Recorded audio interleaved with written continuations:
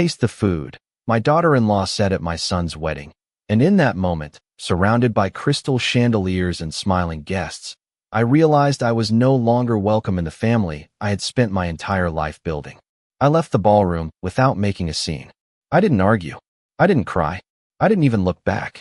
The next morning, I walked into my bank and made a decision that would change all of our lives. But before I tell you what happened there, you need to understand how I ended up standing alone in the parking lot of a luxury hotel on what should have been one of the happiest days of my life. My name is Margaret Whitmore. I'm 70 years old, a widow, a mother, and until recently, I believed that love and sacrifice were enough to hold a family together. My son Ethan was getting married that Saturday afternoon. The ceremony took place at a beautiful waterfront resort outside Charleston, South Carolina. The kind of place with white columns, manicured gardens, and staff members who seemed to glide across polished floors. It looked like something from a magazine. I remember standing in front of the mirror that morning, adjusting a small pearl necklace that had belonged to my mother. I had chosen a navy blue dress, elegant but simple. I wanted Ethan and his bride to shine. It was their day. As I looked at my reflection, I smiled. Not because I looked beautiful. At 70, vanity no longer interested me. I smiled because I felt proud. Proud of the son I had raised. Proud of the man he had become. Or at least the man I thought he had become. When I arrived at the venue, everything seemed perfect. Guests filled the courtyard. Music drifted through the air. Servers carried trays of sparkling drinks. Vanessa greeted me with a bright smile and wrapped her arms around me. Anyone watching would have believed we had a wonderful relationship. For years, that was how she operated. Always pleasant when people were watching. Always careful. Always polished. "You look lovely today, Margaret," she told me. "Thank you," I replied. "You make a beautiful bride." She smiled again, but something in her eyes felt distant. Cold. The ceremony itself was beautiful. Ethan stood beneath a floral arch overlooking the water, and for a brief moment, I forgot every uncomfortable conversation, every holiday where I felt excluded, every family gathering where I somehow ended up sitting alone. I simply watched my son. I remembered teaching him how to ride a bicycle. I remembered helping him with homework at the kitchen table. I remembered the night his father died and how tightly he hugged me afterward. Watching him exchange vows, I felt grateful. The reception began shortly after sunset. The ballroom glowed with golden light. Guests laughed, danced, and celebrated. I moved from table to table, speaking with relatives and old friends. More than once, people complimented the wedding. More than once, they thanked me for helping make it happen. I smiled politely each time. Few of them knew how much I had contributed behind the scenes. Few of them knew how many checks I had quietly written over the previous year. I never expected praise. I certainly never expected what came next. As dinner was served, Vanessa approached me near the head table. Her smile was still there, but it felt different now. Sharper somehow. Around us, conversations continued. Music played softly through hidden speakers. "Margaret," she said sweetly, "why don't you come over here for a second?" I followed her, assuming she wanted a photograph. Instead, a few moments later, standing in front of dozens of guests, she humiliated me in a way I never could have imagined. Laughter rippled through parts of the room. Others looked away. What hurt most wasn't Vanessa's behavior. It was Ethan. My son stood there and did nothing. He didn't defend me. He didn't walk over. He didn't ask if I was all right. He simply remained where he was. That was the moment something inside me became very still. I picked up my purse. I thanked the nearest server. Then I walked out of the ballroom. No tears. No shouting. No dramatic goodbye. Just a quiet exit. As I stepped into the cool evening air, I heard the celebration continuing behind me. The music grew fainter with every step. By the time I reached my car, I understood something that had taken me years to accept. The wedding had not been the beginning of the problem. It was only the moment the truth finally revealed itself. And the next morning, I decided I would stop pretending not to see it. The bank opened at 9 o'clock sharp. I arrived 10 minutes early and sat in my car watching the morning sunlight spread across the parking lot. Most people would probably assume I spent that night crying. The truth was much stranger. I felt tired, certainly. Disappointed beyond words. But mostly I felt clear. For the first time in years, there was no confusion left. No excuses to make. No misunderstandings to explain away. The events of the previous evening had stripped everything down to the truth. When I walked through the glass doors, The young receptionist greeted me with a warm smile. I had been banking there for more than 30 years. Back when my late husband Charles and I first opened our accounts, the building had been half the size it was now. Entire generations of employees had come and gone. Yet somehow walking inside still felt familiar. Safe, even. "Good morning, Mrs. Whitmore," the receptionist said. "Good morning, Emily." She smiled. "Would you like your usual coffee while you wait?" "That would be lovely." I thanked her and took a seat in the waiting area. A few minutes later, I was escorted into a private office overlooking a row of oak trees. The branch manager, Daniel Harris, stood to greet me. We had known each other for years. He shook my hand gently and immediately noticed something was different. "Are you all right?" he asked. I considered the question carefully. "I think I am now." He nodded as if he understood more than I had said. We spent the next hour reviewing documents, account statements, and beneficiary records. Nothing dramatic happened. No raised voices. No shocking revelations. Just paperwork. Quiet decisions made by a woman who had finally accepted reality. When we finished, Daniel organized the folders and looked at me across the desk. "Are you certain?" he asked. I looked out the window toward the trees swaying in the morning breeze. "More certain than I have been in a very long time." He nodded again and finalized everything. As I left the bank, my phone buzzed for the first time since the wedding. A text message from Ethan. "Hope you made it home okay." I stared at the screen for several seconds. Not an apology. Not concern. Not even a question about how I felt. Just a casual message sent nearly 12 hours after I had walked out of his reception. I slipped the phone back into my purse without replying. The drive home took about 40 minutes. The roads were quiet. Church services had already started, leaving most neighborhoods peaceful and empty. When I pulled into my driveway, I noticed something sitting on my front porch. A white gift bag decorated with gold ribbon. I carried it inside and placed it on the kitchen table. For a moment, I wondered whether Ethan had sent flowers. Perhaps guilt had finally found him. Perhaps he had remembered who raised him. Inside the bag was a wedding favor. A small framed photograph of Ethan and Vanessa smiling during their engagement session. Attached to it was a printed thank you card addressed to guests. No handwritten note. No personal message. Nothing. I laughed softly to myself. Not because it was funny, because somehow it perfectly captured the situation. Even after everything, I was still being treated like an afterthought. I set the frame aside and walked through my house. The silence felt different than it had a week earlier. Before, the quiet had felt lonely. Now it felt peaceful. The grandfather clock in the hallway ticked steadily. Sunlight filled the living room. Dust floated through bright beams near the windows Charles had installed himself years ago. Everywhere I looked, I saw pieces of a life built with care. Photographs, furniture, family heirlooms, memories, things that mattered.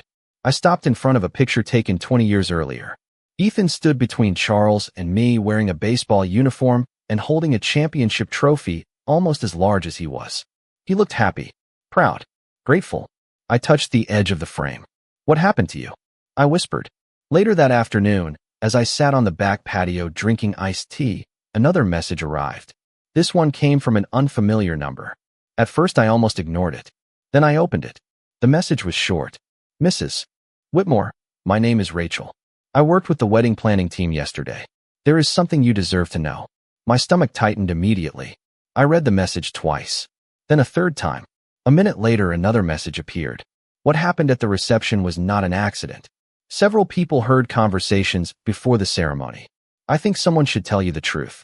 I stared at the screen as a cool breeze moved through the trees behind my house. Deep down, I had already suspected there was more to the story. What I did not know yet was how carefully everything had been planned, and how far some people had gone to make sure I understood exactly where they believed I belonged. I did not respond to Rachel immediately. Instead, I set my phone face down on the patio table and stared across my backyard. The grass needed mowing. A pair of cardinals landed near the bird feeder Charles had built 15 years ago. Everything around me seemed normal, peaceful, yet I could feel something shifting beneath the surface. For years, I had convinced myself that certain things were misunderstandings. Families go through difficult seasons, I told myself. People get busy. Priorities change. Relationships evolve. But Rachel's message forced me to confront a question I had avoided for far too long. What if none of it had been accidental? What if I had spent years excusing behavior that was completely intentional? 20 minutes later, I finally replied. Thank you for reaching out. What exactly did you hear? Her answer came almost immediately, as though she had been waiting. We spoke by phone a few minutes later. Rachel sounded young, probably in her late 20s. Nervous, too. The kind of nervous that comes from doing something difficult because you believe it is the right thing to do. Mrs. Whitmore, she began carefully. I have been debating whether to call you all day. Why? I asked. There was a brief silence. Because what happened yesterday upset a lot of people. I closed my eyes. Tell me what you know. Rachel explained that she had worked closely with the wedding coordinator during the final week before the ceremony. She had been present for vendor meetings, seating adjustments, rehearsal discussions, and reception planning. At first, nothing sounded unusual. Then she mentioned something that made my stomach tighten. Your seat assignment changed 3 times. 3 times. Yes. Every time someone placed you near family members, it was changed again. I said nothing. Rachel continued. There were other things, too. Your name disappeared from the printed acknowledgments. Then it was added back after another coordinator questioned it. I remembered flipping through the wedding program and feeling surprised when I could not find any mention of the contributions I had quietly made. At the time, I told myself it did not matter. Now I wondered whether that omission had been deliberate. Rachel hesitated before continuing. There was a conversation during setup on Friday afternoon. What kind of conversation? Your daughter-in-law was speaking with 2 bridesmaids. She said she was tired of everyone treating you like the real guest of honor. I felt a cold heaviness settle in my chest. Rachel continued carefully. One of the bridesmaids joked that mothers always try to make weddings about themselves. Then your daughter-in-law said something else. What?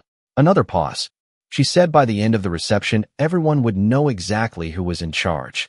The backyard suddenly felt very quiet. I listened to the distant sound of wind moving through the trees.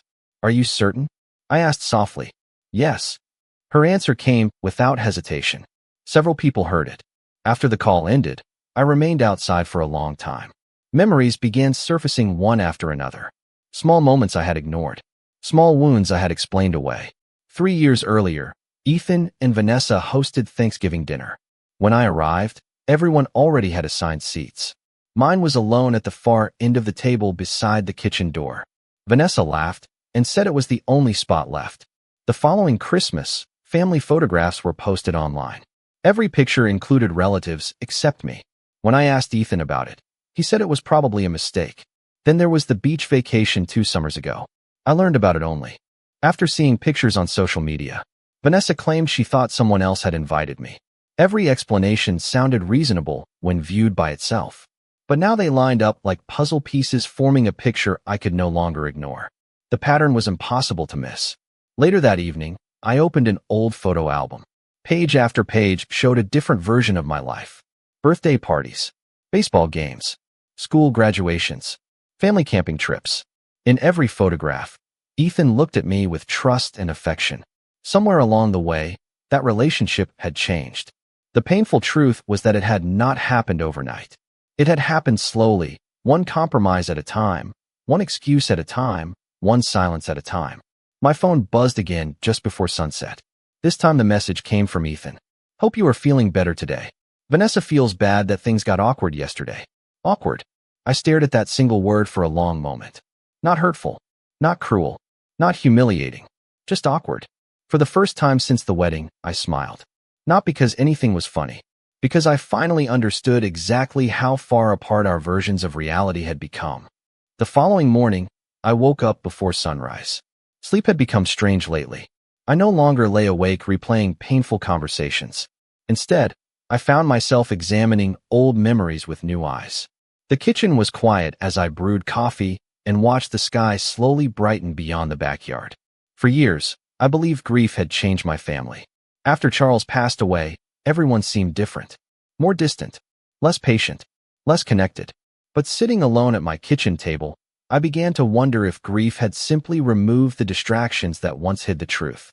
Around 8 o'clock, I carried a box down from the hall closet. It contained old letters, photographs, and keepsakes I had saved throughout Ethan's life. I had not opened it in years. Dust coated the lid. The cardboard smelled faintly of cedar from the storage shelf above my closet. Inside were report cards, birthday cards, Little League certificates, and handwritten notes Ethan had given me as a child. One card stopped me immediately. It was a Mother's Day card from when he was 10 years old. The handwriting was uneven and slightly crooked. "I love you, Mom. Thank you for always being there for me." I sat quietly for a long time staring at those words. Not because they made me sad, because they reminded me that the boy who wrote them had once existed. Somewhere along the way, that boy had become a man who watched his mother leave his wedding reception alone. My phone rang shortly before noon. The caller identification displayed the name of my sister, Carol. We spoke every few weeks, though not as often as we once had. "Margaret," she said immediately. "How are you holding up?" I smiled faintly. News traveled quickly in families. "I am managing. I heard about the wedding." "From who?" "3 different cousins." That did not surprise me. Family gatherings always generated stories. "And what version did they tell?" I asked. Carol hesitated. Most people were uncomfortable. Some were shocked. "But there is something else you should know." I leaned back in my chair. "Go on." "Several relatives noticed Vanessa had been making comments about you all weekend." A familiar heaviness settled over me. "What kind of comments?" "Little things. Jokes. Remarks disguised as humor." Carol sighed. "Most people ignored them because they did not want to create drama before the wedding." I thanked her for telling me. After we ended the call, I walked into the living room and stood in front of the large bay window Charles loved so much. Outside, children rode bicycles down the street. A delivery truck stopped at a neighbor's house. Life continued as if nothing had happened. Yet with every conversation, the picture became clearer. Rachel had heard things. Carol had heard things. Guests had noticed things. The pattern extended far beyond one evening. It stretched back years. Around 3 o'clock that afternoon, I received another message from Rachel. This time she attached several photographs taken during wedding preparations. At first glance they seemed ordinary. Tables, decorations, seating charts. Then I noticed something. One image showed an early version of the reception layout. My assigned seat was at the family table beside Ethan. Another image showed a later version. My name had been moved. A third version moved me again. Further away each time. Further from family. Closer to distant acquaintances. The changes seemed small, almost petty, yet they revealed something important. None of this had been spontaneous. Someone had spent months carefully rearranging my place in the family. Not only at the wedding. Everywhere. I suddenly remembered something Charles once told me during the final year of his life. We had been sitting on our back porch one summer evening watching a thunderstorm roll across the horizon. Ethan and Vanessa had canceled dinner plans with us at the last minute. Again, Charles had stared out at the rain and quietly said, "The most dangerous people are not the ones who attack openly. They are the ones who slowly convince you to accept less than you deserve." At the time, I thought he was simply disappointed. Now I wondered whether he had seen things long before I did. As evening settled across the neighborhood, I closed the photo box and returned it to the closet. Then I walked into Charles's old study. Most of his belongings remained exactly where he left them. His reading chair sat beside the bookshelf. His desk faced the window overlooking the backyard. I opened the top drawer and found a familiar leather folder. The same folder he used for important documents. For a moment, I simply stared at it. Then I carefully lifted it out. Something told me that the answers I had been searching for might not begin with Vanessa at all. They might begin with something Charles had known years ago. The leather folder felt heavier than it should have. I carried it to Charles's desk and sat in his old chair. The room smelled faintly of wood polish and old books, exactly as it had for years. Outside the window, the late afternoon sun stretched long shadows across the backyard. For a moment, I simply rested my hand on the cover. Charles had always been organized. Every important paper had its place. Every account, every investment, every legal document was carefully filed. When I finally opened the folder, I expected to find tax records or insurance information. Instead, I found something far more personal. On top of everything else was a sealed envelope with my name written in Charles's handwriting. My breath caught for a moment. It had been 3 years since I had seen him write anything. Slowly, I opened it. The letter was dated 8 months before his death. "Margaret, if you are reading this, there is something I need you to remember. Trust what people do, not what they say." The sentence stopped me cold. I read it again. Then again. Beneath it, Charles had written several pages. He spoke about our marriage, our family, and the life we had built together. But certain passages stood out immediately. He described concerns he had never fully shared with me. Concerns about Ethan becoming increasingly dependent on Vanessa's approval. Concerns about decisions being made without discussion. Concerns about how often family plans seemed to change whenever Vanessa was involved. Charles never accused anyone of wrongdoing. That was not his style. Instead, he simply documented what he observed. Dates, events, conversations, patterns. The more I read, the more familiar everything felt. There was a dinner party we had hosted 4 years earlier. I remembered Vanessa canceling at the last minute. Charles noted that Ethan had originally planned to attend but changed his mind after a private conversation with her. There was a family reunion where I had somehow been left off the invitation list. Charles wrote that Ethan appeared genuinely surprised when he learned about it, but never questioned how it happened. Page after page revealed the same theme. Small incidents, small exclusions, small compromises, none significant on their own. Yet together they painted a troubling picture. Near the end of the letter, one paragraph was underlined. If there ever comes a day when you feel alone in your own family, do not assume you deserve that treatment. Sometimes good people spend years adjusting themselves to unhealthy situations because they love the people involved. Reading those words felt like hearing Charles speak directly to me. Tears filled my eyes for the first time since the wedding, but they were not tears of grief. They were tears of recognition. Someone else had seen it. Someone else had understood. At the bottom of the folder sat several legal documents. I reviewed them carefully. Some I already knew about. Others surprised me. Charles had updated portions of our estate planning shortly before his illness became severe. Attached to one document was a business card. The name printed on it was familiar. Jonathan Reed, family attorney. I had not spoken with Jonathan in more than a year. As evening settled outside, I picked up the phone and called his office. To my surprise, he answered personally. "Margaret," he said warmly. "It has been too long." "Yes, it has." There was a brief pause before I continued. "I found some papers Charles left behind." Jonathan became quiet. I wondered when that might happen. My heart began to beat faster. "What do you mean?"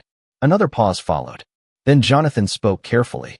"There are some things Charles wanted you to understand when the time was right." I looked down at the open folder on the desk. The fading sunlight illuminated the letter beside me. And what exactly did he want me to understand? Jonathan exhaled slowly. "That conversation is probably best held in person. Can you come by my office tomorrow morning?" I agreed without hesitation. After we ended the call, I sat alone in the study as darkness filled the room. For the first time since the wedding, I felt something changing inside me. Not anger, not revenge, something steadier, something stronger. The truth was finally beginning to surface, and I had a feeling that what Charles left behind would reveal far more than anyone expected. The next morning, I arrived at Jonathan Reed's office 15 minutes early. His building sat in the historic district downtown, surrounded by brick sidewalks and century-old oak trees. I had walked through those doors many times with Charles over the years, yet everything felt different now. The receptionist greeted me warmly and escorted me into a private conference room. Sunlight streamed through tall windows overlooking the street below. A pot of coffee sat on the table beside a stack of neatly organized folders. Jonathan entered a few minutes later, carrying a leather portfolio. His expression was kind but serious. After we exchanged greetings, he sat across from me and folded his hands. "Before we begin," he said gently, "I want you to know that Charles thought very carefully about everything he put in place." I nodded. "What exactly did he put in place?" Jonathan opened the portfolio and removed several documents. "Over the last year of his life, Charles became increasingly concerned about protecting you." I felt my chest tighten. Protecting me from what? Jonathan looked down briefly before meeting my eyes. From being pressured, manipulated, or treated unfairly after he was gone. For a moment, neither of us spoke. Then he slid the first document across the table. It detailed several trusts, investment accounts, and property arrangements that Charles and I had accumulated over decades. Most of the assets were familiar. Some were not. What surprised me was how they had been structured. Every major decision regarding distributions, transfers, and access required my approval. Not Ethan's. Not anyone else's. Mine. Jonathan continued explaining the documents one by one. Charles had deliberately designed everything to ensure I remained financially independent. No one could force a sale of property. No one could access investment funds without my consent. No one could make decisions on my behalf unless I specifically authorized it. As the picture became clearer, I began to understand what Charles had been doing. He was not trying to control the future. He was trying to protect me from becoming dependent on people who might not always have my best interests at heart. Then Jonathan opened another folder. There is one more thing. My attention sharpened immediately. What is it? He handed me a signed letter. This one was addressed to him rather than me. Jonathan waited while I read. In the letter, Charles described concerns that certain family members might someday assume they were entitled to assets that did not belong to them. He instructed Jonathan to intervene if he believed I was being pressured into decisions that were not truly my own. I lowered the paper slowly. He really thought this might happen. Jonathan nodded. He hoped it would not, but he believed preparation was better than regret. The room grew quiet. Outside the window, people moved along the sidewalk carrying coffee cups and briefcases. Ordinary lives continuing as usual. Meanwhile, I felt as though pieces of a puzzle were finally locking into place. Then Jonathan said something that caught me completely off guard. Margaret, there is another reason I wanted to meet with you. I looked up. What reason? He opened a final folder. Inside were copies of recent communications regarding a property purchase. My eyes narrowed as I scanned the paperwork. Ethan's name appeared repeatedly. So did Vanessa's. What am I looking at? I asked. Jonathan leaned back slightly. About 6 months ago, Ethan contacted our office requesting information about transferring ownership of certain family assets after your passing. I stared at him in disbelief. 6 months ago? Yes. My hands remained perfectly still on the table, but something cold settled deep inside me. Charles had still been alive 6 months before his diagnosis became critical. Ethan had already been asking questions about future ownership. Jonathan spoke carefully. At the time, I assumed it was routine estate planning curiosity. Looking back, I am no longer certain. I remembered every conversation Ethan and I had shared over the past few years. Every discussion about family, responsibility, and the future. Never once had he mentioned any of this to me. Not once. As the meeting concluded, Jonathan gathered the documents into a secure folder and slid them toward me. Take your time, he said. Do not make any decisions today. I stood and thanked him. On the drive home, my phone remained silent. No messages from Ethan. No calls from Vanessa. The newlyweds were still enjoying their honeymoon, completely unaware of the conversations taking place back home. As I pulled into my driveway, I realized something important. For the first time in years, I was no longer reacting to events. I was finally seeing them clearly. And once a person sees the truth clearly, it becomes impossible to return to the comforting illusions that came before. The days that followed settled into a strange rhythm. Every morning I woke up expecting to feel overwhelmed, but instead I felt calm. Not happy, not healed, simply calm. There is a difference. For years, I had spent enormous amounts of energy explaining other people's behavior to myself. I had defended actions that hurt me. I had rewritten memories to make them easier to accept. Now that burden was gone. The truth had removed the need for excuses. Ethan and Vanessa remained on their honeymoon, while I continued reviewing the documents Jonathan had given me. I sat at my kitchen table each afternoon with a yellow legal pad beside me, organizing information and making notes. The more I learned, the more obvious one fact became. Charles had not left things to chance. Every safeguard had been carefully constructed. Every decision had been intentional. One Thursday afternoon, Jonathan called with an update. I thought you should know something, he said. I received another inquiry this morning. My attention sharpened immediately. From who? A real estate broker working with Ethan and Vanessa. I leaned back slowly in my chair. What did they want? Jonathan paused. They were asking questions about future financing arrangements. Apparently, they have been looking at a rather expensive property. I looked out the window toward the garden Charles and I had planted years ago. How expensive? Jonathan gave me a number. I almost laughed. The amount was staggering. Far beyond what Ethan could comfortably afford on his current income. That is ambitious, I said carefully. Very ambitious. After the call ended, I sat quietly for several minutes. Certain pieces were beginning to fit together. Suddenly I understood why Ethan had been asking estate questions months earlier. I understood why Vanessa seemed so interested in family assets. I understood why assumptions had been made about the future. Somewhere along the way, they had started treating future inheritances as present resources. They had built plans around money that did not belong to them. That evening I received a text message from Ethan. The first meaningful one since the wedding. Hey Mom, we found an incredible house. Today, we cannot wait to show you pictures when we get back. Hope everything is good at home. I stared at the message for a long moment. The tone was cheerful, casual, completely disconnected from everything that had happened. Not a single word about the reception. Not a single apology. Not a single acknowledgement of the distance growing between us. I typed a short response. Enjoy your trip. Safe travels. Then I put the phone away.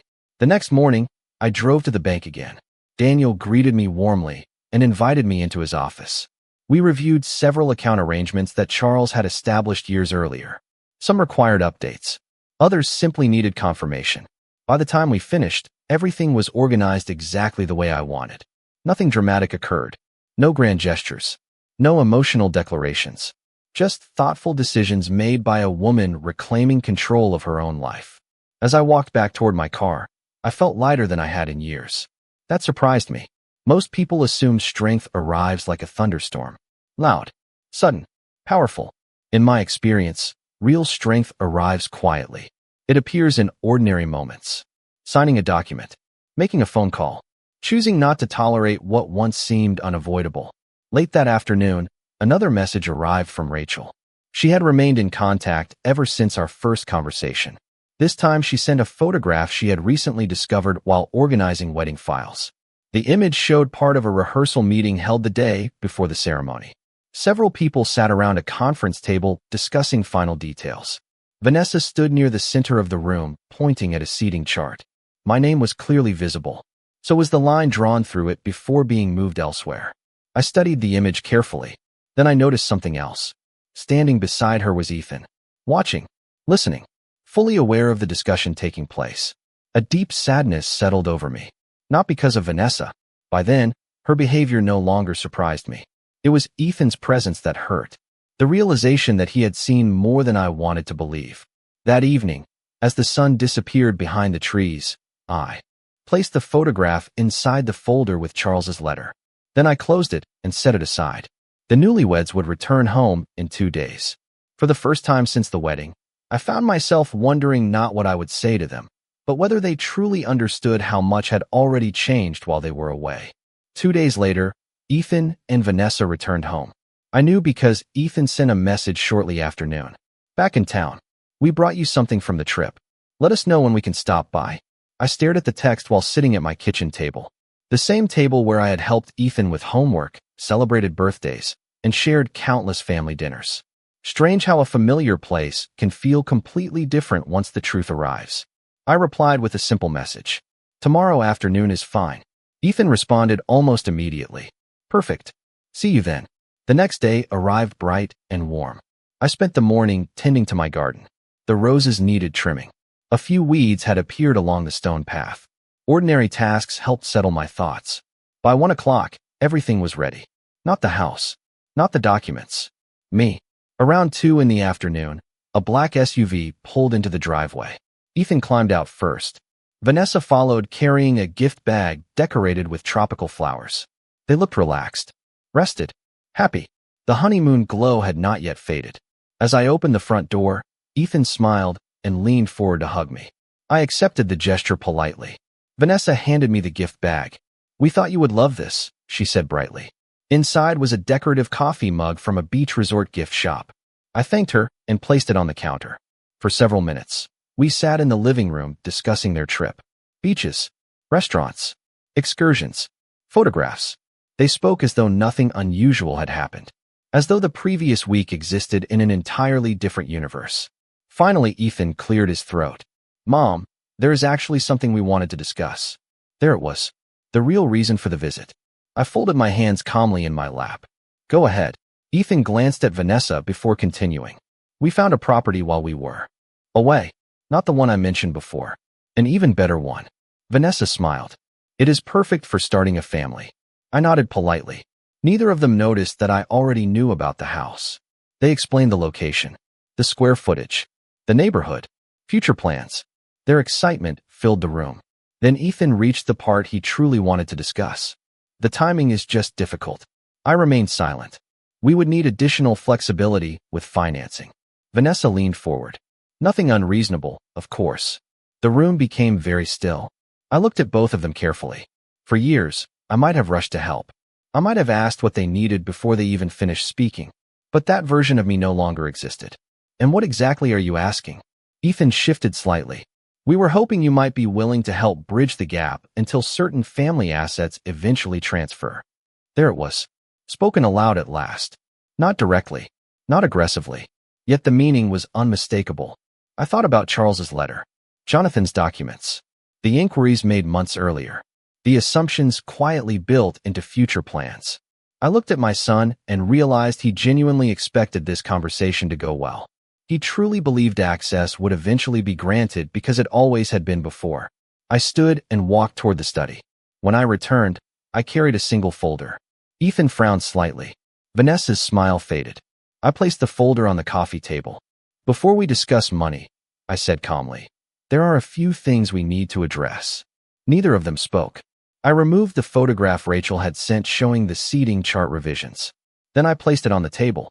Ethan's expression changed immediately.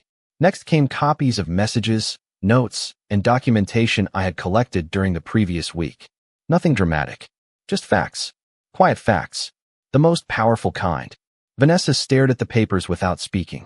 Ethan looked confused, then uncomfortable, then deeply concerned. Finally, I placed Charles's letter on top of everything else. You both seem to believe this conversation is about a house, I said softly. It is not. The silence that followed felt heavier than anything I had experienced since the wedding. For the first time, neither Ethan nor Vanessa appeared confident. And for the first time in many years, I was no longer the person sitting quietly at the edge of the room, hoping to be included. I was the person holding the truth. For several seconds, nobody spoke. Ethan stared at the documents spread across the coffee table as though they belonged to someone else's life. Vanessa sat perfectly still. The confidence she had carried into my house was gone. In its place was uncertainty. Ethan picked up the photograph first. His eyes moved from the seating chart to the handwritten notes and back again. Mom, he said quietly, where did you get this? I looked at him calmly. Does it matter? He opened his mouth, then closed it again. Because the answer was obvious. The source was not the issue. The truth was. Vanessa finally leaned forward. This is ridiculous, she said. You are making assumptions based on incomplete information. I nodded. Perhaps. Then I slid another paper toward her. Is that incomplete information, too? Her expression changed. Only slightly. But enough. Ethan noticed it. I could tell by the way he turned toward her.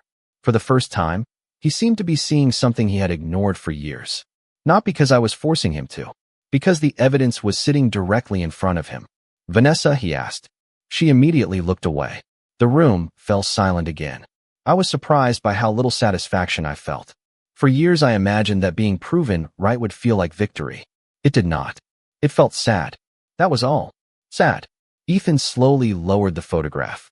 Why did nobody tell me any of this? The question hung in the air. I answered honestly. Because every time someone tried, you chose not to hear it. His shoulders dropped slightly. I could see the weight of that realization settling over him. Then I handed him Charles's letter. He recognized his father's handwriting immediately. As he read, the room grew quieter still. Several times his eyes stopped moving. Several times he swallowed hard. When he finally reached the last page, he stared at the signature. For a very long time. Dad knew, he whispered. He saw things I refused to see. I replied. Vanessa stood abruptly. I am not sitting here while everyone acts like I am some kind of villain. Nobody responded. Not even Ethan. That seemed to upset her more than anything else. She grabbed her purse and walked toward the front door. A moment later, it closed behind her. The sound echoed softly through the house. Ethan remained seated. For the first time since arriving, he looked like the little boy from the old photographs. Lost. Confused. Ashamed. I did not know it had gotten this bad, he said quietly. I looked at him for a long moment. That is part of the problem, Ethan. You never wanted to know. Tears filled his eyes. Real tears. Not dramatic ones. The kind people cannot hide. Can you forgive me? He asked. I thought about the question carefully. Then I stood and walked to the window. The afternoon sun illuminated the garden outside. The roses swayed gently in the breeze. Life moving forward, whether we were ready or not. Forgiveness is not the same thing as trust, I said softly. I can forgive what happened, but rebuilding trust takes time. Ethan lowered his head. I continued. You spent years showing me exactly where I stood in your life. You may not have intended to, but you did. He nodded slowly. I know. And now, I said, turning back toward him, you will have to decide what kind of man you want to be moving forward. We spoke for another hour. Not about money. Not about houses. Not about inheritance. We talked about responsibility. About choices. About silence. When he finally left, the folder remained on the coffee table. The house became quiet again. But this time the silence felt different. Peaceful. Final. A week later, I received a handwritten letter from Ethan. Then another the following month. Change did not happen overnight. It never does. Some relationships heal. Others do not. Time would determine which path ours would follow. As for the future Charles worked so hard to protect, it remained exactly where it belonged. In my hands. The funny thing is that I never needed revenge. The truth accomplished everything revenge never could. It revealed character. It exposed assumptions. It forced choices. And in the end, the person who walked away strongest was not the one who demanded power. It was the woman who finally remembered she had it all along.